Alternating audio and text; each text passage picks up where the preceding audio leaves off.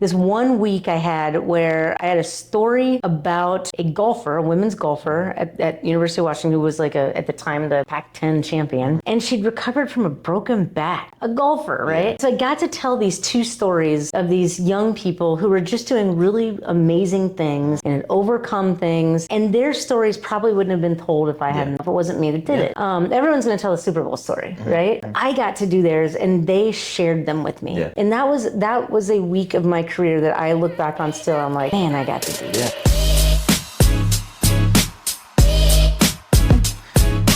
Ladies and gentlemen, boys and girls, welcome back to the second official episode of the Mike with Mike podcast, the show where we dive into the lives of sports media professionals. Make sure to subscribe, drop a like on the video. All the socials will be at the bottom of this video. I'm your host, Michael Sermonti, and for the second episode of Mike with Mike, no other than the sports journalist herself and professor now and director of sports media at URI, Molly Yanity. Welcome to the show. Thank you for having me. So just to start, where did your sports journey start in sports media? How did you get into it and what made you fall in love with it? It's kind of a long and winding story that almost all of my students have heard, so I apologize for repeating this. But when I was a little kid, I thought I was going to grow up and play for the Pittsburgh Pirates. Okay. And while I'm probably have enough talent nowadays to pitch for the Pirates, right? I mean, I quickly learned that was, I think I was about 5 years old when I realized that was probably not going to happen. So I realized that, between 5 and 12 years old, that I loved reading, I loved writing, and I wanted to be around sports. And a big part of that was because my grandfather, Joe Yanity, was a Mid-American Conference football official. Okay. And so I'd go to games and watch him officiate. He took me to spring training games to see the Pirates. And I just loved that environment. I wanted to be around it. I played sports growing up. I played softball in college, softball, basketball in high school. And it was really funny, Mike, because the thing was, I don't remember a time where that's not what I wanted to be involved with. Yeah. I went to college at Point Loma Nazarene in San Diego. That's where I played softball. But I went there for the journalism program. And I had very cool internships with the Padres, with the America's Cup, and ultimately with the San Diego Union Tribune. But with that one, I was doing news reporting. And I think it took me about 3 weeks, and I was like, oh man, I don't want to be doing this. I want to be doing the sports. Yeah. So when my shift was done at the internship, I would go over to the sports desk and take calls and put in box scores and stuff that we had to do in before the web, honestly. So, out of that, I got my first job as a sports writer in El Centro, California. I covered high schools and went from there. And I think that's a case for a lot of people that I've especially talked to, professors, whoever it is, that they wanted to get into sports when they were younger. Obviously, everyone dreams of being somewhere in sports, and a lot of them transition, maybe a smart decision to transition over to the media side of things, somewhere where you'll exceed more. And so you said you were more the journalism. You started more the journalism. When you first started out, how did you transition into now being like a professor or director of a whole sports media program? What would you say the transition's been, and how did you kind of find your way to segue into that? Yeah, this was I don't want to say it was by accident, but it was by surprise. Okay, so I thought I was going to be a sports writer my whole life. I really did. I loved being a sports writer. I was in Seattle at the Seattle Post-Intelligencer. I was covering college football. I'd been at the PI for, I want to say 9 years, covering college football for 5. And I loved it. I loved everything about it. Maybe not the pay, but I was willing to deal with that. I wanted to be there. I loved doing it. And one winter, I got a phone call and the newspaper was shutting down. I think we had about a month and a half left. Our last publication was in mid-March of 2009. And I had no idea what I was going to do next. At that time, the Rocky Mountain News had shut the fall before. It was not a good time to be in the newspaper business. So, I looked in the job ads and there just wasn't anything there. Yeah. So I decided to apply for some grad school gigs. And my thinking then was I'm just going to go to grad school for a year, buy some time, and then get back into it. And I ended up going to Ohio University to get my master's degree. And as part of my assistantship, I was teaching, to pay for school. And I loved it. Like I fell in love with it right away. So I decided to stay, get a PhD. And that was kind of the road to higher ed. So I got my PhD in 2013. And my first job, and again, what I thought was going to be an only job, was at Quinnipiac University. I was a chair of the journalism department there. And this job at URI came open and I applied, and one thing led to another, and here I am. The hardest part, when you ask about the transition, was for me to do research and academic writing. It's what all your professors have to do as part of the job. If you have ever read any academic journal articles, they are long and long-winded. They bury the lead, and I was very used to writing short, concise, attract your audience in those first couple paragraphs. So that writing was hard for me. But I got in the swing of it for the most part. It's still a little bit of a challenge, but I'm gotten enough done to become, to advance to a full professor. And now, like I said, I had been chair of the journalism department at Quinnipiac. I was also the director of the sports journalism master's program. So the administrative stuff is not new to me. It's a bigger part of this job. We have a much bigger, our program, the sports media program at URI is much bigger than what we had at Quinnipiac. It's very different, just different kinds of schools. So I feel like I do a lot of the administrative stuff. I teach a couple classes. My favorite part is being in the classroom. So the fact that the administrative stuff takes so much time, it's not my favorite thing, but I have a vision of where I think this program can go, and I want to get us there. So right now, that's what I've been focusing on. I agree completely. I think this program, it has a lot to offer. I've already been able to do so much. And I think for everyone in this major, they can do so much already. But like you said, it's all about being hands-on. And sometimes the behind the scenes stuff isn't the most fun stuff, but you got to get it done at some point. We're in registration right now. So that's like, you want to talk about the not fun stuff behind the scenes. So with that, what does the day-to-day look like for you? Because like you said, you have so many things going on behind the scenes, administrative stuff. How do you get through your day? Like, what do you do day to day? And what does a normal operation day look like here at URI for you? Okay, that's a good question. I teach on Monday, Wednesday, Friday. So Monday and Wednesday, I teach our sports media class, SMC 220. And I have 2 sections of URI 101, so I can get my hands on those freshmen right away. So I do that, like right now, kind of from the beginning of the school year in fall to about late October, we're doing the intent to graduate forms for seniors. So it's a lot of advising. So I kind of just have like a steady stream of students in the office. We have chairs and directors meetings with the College of Arts and Sciences, with the Harrington majors. And this semester, we've been doing something pretty cool with the sports media faculty. We're doing a curriculum overhaul. That was one of the big reasons I was hired, is just sort of this major is still pretty new. So we're only about 5-6 years old. But when it was launched, there was not a full-time faculty member. Now we have 4.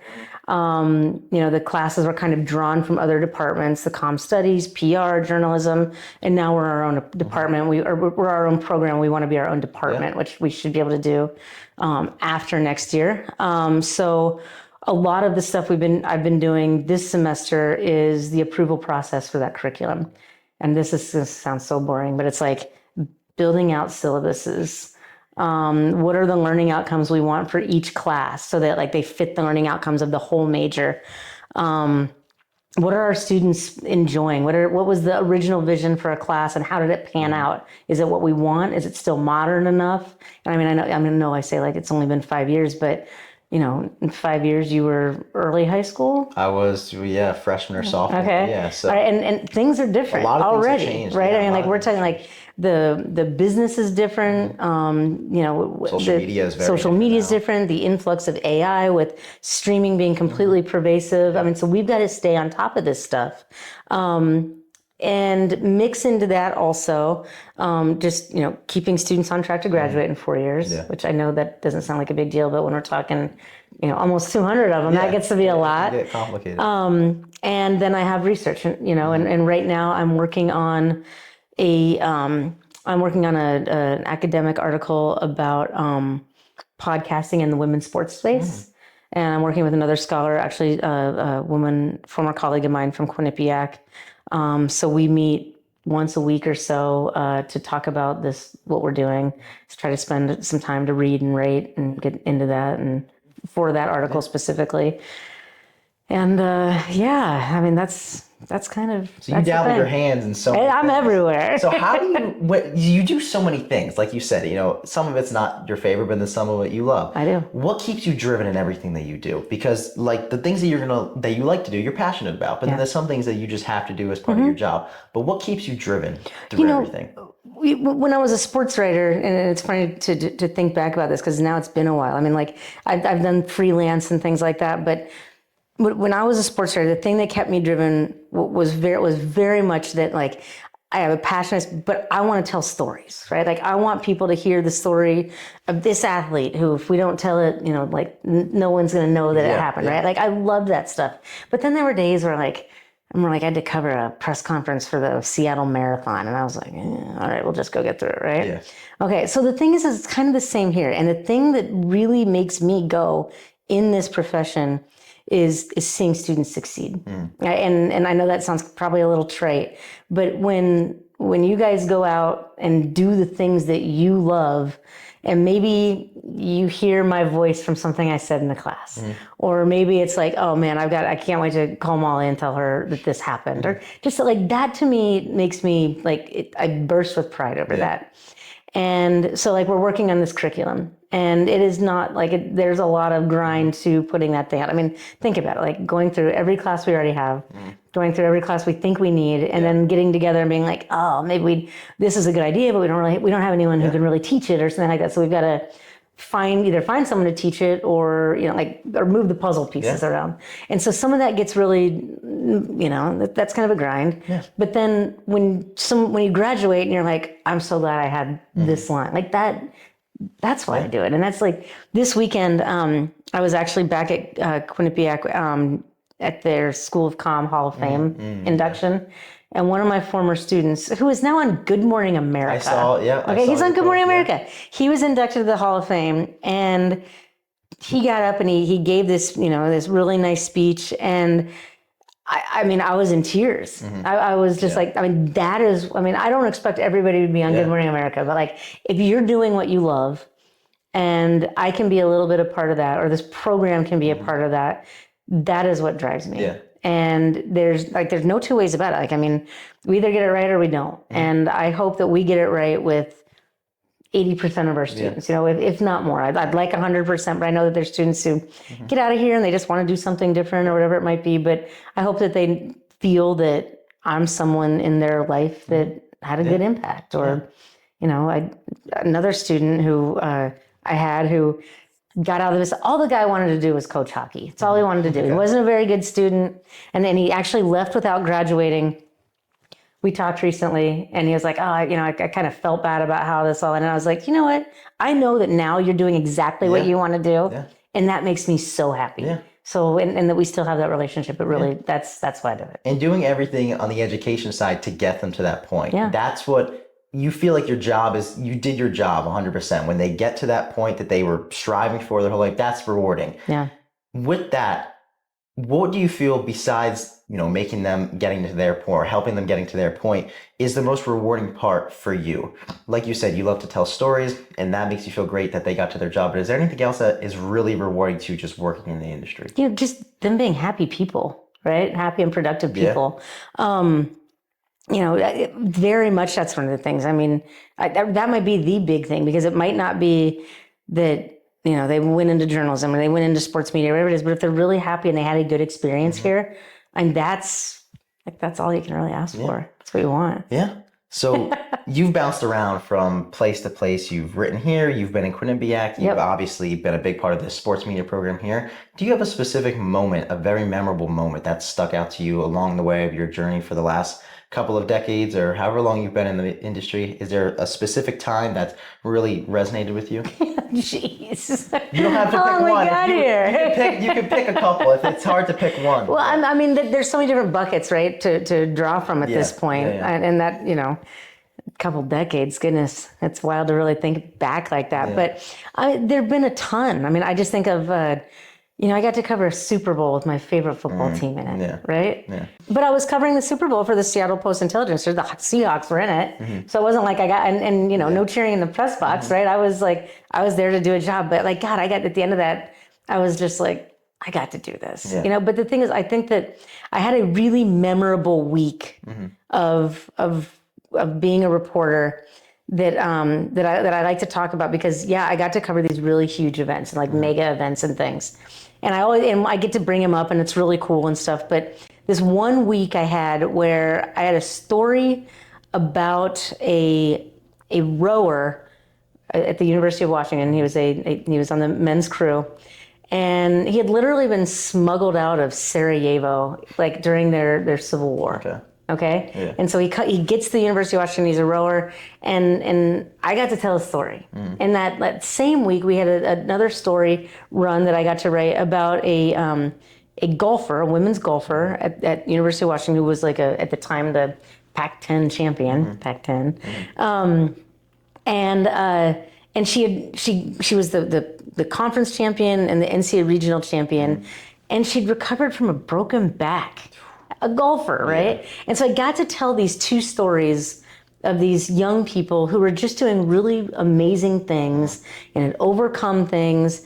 And their stories probably wouldn't have been told if I hadn't if it wasn't me that did it. Everyone's going to tell a Super Bowl story, right? But I got to do theirs, and they shared them with me. Yeah. And that was a week of my career that I look back on still. I'm like, man, I got to do that. Yeah. Okay. So from that bucket, yes, that is a big one for me.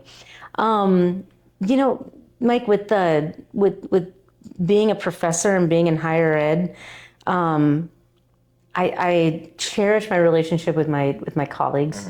I have a ton of respect for the people that do this job and that really care about creating knowledge in the research that they do and care about students and, like things like I'd mentioned, when I see students being happy and successful, it kind of just makes me really emotional sometimes. Like it really does. Yeah. And I could tell a lot of those stories, but I'm still pretty new at URI. It's just been a year and a half, almost a year and a half. But I'm so enjoying my time here with Dr. Hodler and Henderson and Grover, brand new professor. People in this building, and Dan Hunt over in journalism and PR, Justin Wyatt, who's associate dean and Harrington director. Like I'm loving these people, and I'm already really loving our students. I mean, like I get to, kids who graduated in May and seeing them land their first job and maybe this isn't exactly what I want to do and can you help me and here's my resume and things like that. Like I live for that kind of stuff. It's really cool. Yeah. And like you said, the teaching is a big part of it, and you said you're relatively new here, and you were at Quinnipiac for over 10 years, correct? Yeah, 11 years. Yeah, 11 years. So what would you say that, because now you've worked at two different programs, sports journalism and media related, what would you say the differences that you see from working in a certain place for over a decade to now being in an industry, I guess, at the campus here at URI that's relatively new? What do you notice is the differences just being there for so long and kind of transitioning over to a newer program? It's the newness of it all to me. I mean, like just learning, this is kind of silly, but like they use one registration program, we use another. That takes up a ton of brain space, right? Yeah. Like, I mean, if you were in high school and you're using like, the Google learning, whatever it is, and then you come here and you're using Brightspace, like that kind of stuff takes some time. That took a lot of time. Learning the curriculum, that took a lot of time. I think the students are largely the same. Also I went from teaching journalism to sports media and communication, which is kind of all encompassing. It's a little bit of journalism, a little bit of like there's writing, there's broadcasting, there's the PR and marketing aspect, there's a social aspect, production, all of it, is in what we're doing at URI. And that offers a lot of newness for me, but also a lot of new challenges. And that I've had to shift the way that I taught, where it was like AP style and active voice and all this stuff, right? And so I'm changing and learning along with that. But I am like, as we mentioned, I'm really, really excited about what this program has to offer. I'm super excited about the direction we're going with the new curriculum. We have a fantastic facility, the broadcast center over in Chaffee, our radio station and our student newspaper are big. I'd love to see us launch a broadcast. There's a broadcast center, but there's not a student-run TV. Yeah. And I would love to do that. Yeah. All right, let's get in. Let's do this. I'd love to. I would love to be a part of it. We've got all the students who want to do it. We've got the broadcast center. Yeah. I'd love to see. I'd love to see some of that.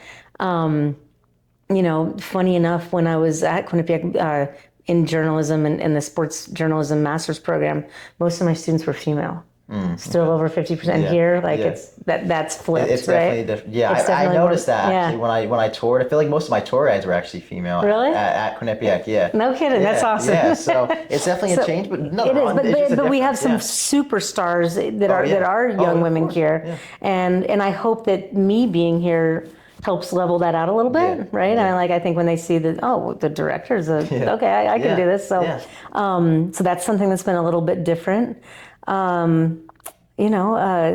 a lot of differences, but I think that, I'm excited about what we have here, and there's just a newness. I mean, for me and for the students coming in, sophomores, freshmen, like we're kind of at that same level. Yeah. And we're leaning on the upperclassmen as far as show us the ropes, but things are happening here. I mean, it sounds like we're going to get to another hire as well. We've got our broadcast center staff with Jeff Fountain and Dave Walzer and Clay Cook, and they're doing some really cool things with ESPN Plus, and I'm just excited. Like right now, I just have a lot of excitement. Yeah. So I feel like a lot of things are on the way up here. I feel like so many people are getting more involved, and the one thing about this program, from my experience, is that everyone that gets involved is so passionate about sports. Everyone, like not just students, but also everyone behind the scenes. Like you said, Dave, Clay, all those guys they love sports so much, and they want to do as much and get everyone involved as much as they can to get in the field, get reps in the field. And so coming with that, though, is you need skills. You need skill. You can come in, obviously lower as a freshman, you don't have too much knowledge. Coming to college, you learn a lot of stuff. But from your experience from a journalism standpoint, and maybe an administrative education standpoint, what are some important skills to have for students coming in and to at least learn once they're here to just build their reps and get a better resume and succeed outside of college? Yeah, Mike, I think that there are two ways to look at that question. The first is there are hard skills, right? Like, I mean, I think understanding how to tell stories is really important. To understand what is a good story, having good news judgment, even though that's kind of a journalism, fundamental. But the thing is even if you're, no matter what kind, if you're doing PR or marketing, if you don't understand the good story, your content's not going to be good, right? And no one's going to want to watch it. So that understanding what is a good story is I think probably the fundamental thing. That's the number one thing.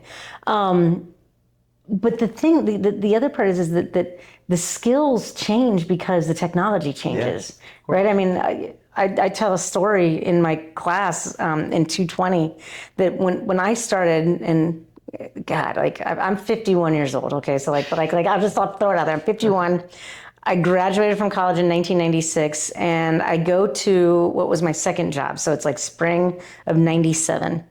And I had my sports editor was like, "Hey, you're going to go cover the water polo tournament. It was an international water polo tournament." And I knew nothing about water polo. Okay, like nothing. Yeah. Like horses get in the water. Like nothing. I knew that. I know there are no horses in it. But so I had to look up and learn about water polo. Yeah. So if I was going to ask you to go learn about water polo, what are you going to do? Probably read a bunch of articles or get. Okay, where are you going to get it? Get people in the field that have been around. Right. Where are you going to find those articles? Probably online, obviously. Yeah. Right. Well, guess what? In '97, no Google yet. Of course. All right. I literally went to a library, pulled out the encyclopedia to look up water polo. I started reading it that way, right? Totally the old days. Yeah. So my point here is that like things change, right? I mean, we can teach you how to edit on one program, and 3 years later when you get out, okay, you've got those fundamentals and you know what like the good shot is or whatever it might be, but the program might be completely different. Or what if AI is doing it, right? And it's editing for you. but you still better know what the good shot is, or AI could be screwing it up, right? Yeah. So the thing is like there are all these skills that, yes, we want you to learn, and we're going to show you fundamentals about it. But I also want to make sure that you're nimble enough where that changes. Yeah. You still have those good storytelling, good picture, like that you understand that kind of stuff. I also think there's something that when you're talking about this that I think is really important to bring up. Yeah, we're all here because we love sports. Everybody in my class, I know that's the thing. But sports is also a vehicle that, that we can learn a lot through, good and bad, right? We can see some real toxic behaviors in our society coming through sports. We can see sports being used to whitewash or green, like all this kind of stuff, right? And I think that is a cornerstone of our program, and it will be moving forward, that our students also understand the role sport plays in society for better and worse. Yeah. And I think when young people understand those things, it might make you like things a little less, but it also makes your job better, because it makes you see, like, how can I go into the world and try to make it a better place, right? And with particularly when you start taking classes with Dr. Henderson and Dr. Hodler, you're going to get into some of those kinds of classes that I think a lot of that some other programs might not have a focus on that. Yeah. That is going to be the centerpiece of the new curriculum. And then all those skills and the things that you need for the things that we know you want to do are kind of going to be branching off those. Yeah. And I'm very excited about that part of the program. And I think, like you said, it's so much more than sports. That's something that all my professors, even some that aren't focused on sports, maybe just comm or journalism, they've all touched on at least a little bit. Yeah. Obviously, Henderson has touched on that a lot. Coit has touched on that a lot as well. But sports is a big part of your life. And when you're working in the field, yes, at the end of the day, it's sports, but there's so much more to it, like you said. Yeah. But finally, from everything that you've learned in your whole career through college and everything, You're gonna ask me this. What's your one piece of advice that you wish you had to start your career that would have benefited you, and now going forward to benefit anyone who's watching? Do you know, the thing is that it was advice lesson that I did have. Okay, like I did have it, and I've used it all the time. Okay. And it's very cliche. So like when I tell students not to use cliches in class, like this is a cliche. Something that my parents told me, my grandfather told me. I still keep in touch with my college advisor, and he told me, and it's the whole thing, like, if you love your job, you don't work a day in your life. Yeah. Okay. All right. Well, you do work, and you work pretty hard, but if you're really enjoying things, you get through it. It doesn't feel as much of a job. No, and I mean, like, and there are going to be days and times, but man, like, being at that Hall of Fame thing this weekend, that was worth every time. Like, I don't like to grade that much. Okay, like that for me, that feels like work. Yeah, I don't love to grade, but man, feeling like that was worth it because I put in the time to put comments on someone's paper, and he took it to heart, and he did this, and now look where he is. Yeah, now look, he's done so much. Right, already, and even for students that don't do that, like because most don't, right? Very few get to where that young man is, and I think like of the relationships, I get to go out for a beer, with coffee with former students, and they remember something I said that I have no recollection of ever, of saying or whatever it might be. But I know that there was something that there was a day or a time that maybe didn't feel like this is all sunshine and roses, but that's the kind of stuff that does. Yeah. I felt that when I was a sports writer, like covering the marathon, right? Like it's not something I'm dying to do. But man, so many of those other days were just amazing. Yeah. And that I think that advice, as cliche as it may be, is a really that's one it's impactful. Yeah, I mean, it's definitely that's something I think that we all have been taught. Because we want to go into sports. That's something that we all love to do, and that's what we're hoping we're going to get to the point where a lot of people like you, when I talk to Coy as well, is that's the level that we all want to get at. But as you said, you got to work to get there. Very few people get to where that guy is at and go to Morning America. That's a big stage. That's a huge one. It's a big platform to be on. But yeah, I mean, it's all worth it at the end of the day. So. I think it is. I really do. I think that when we were talking about careers, if you pick the right one, it's something that you love. Right.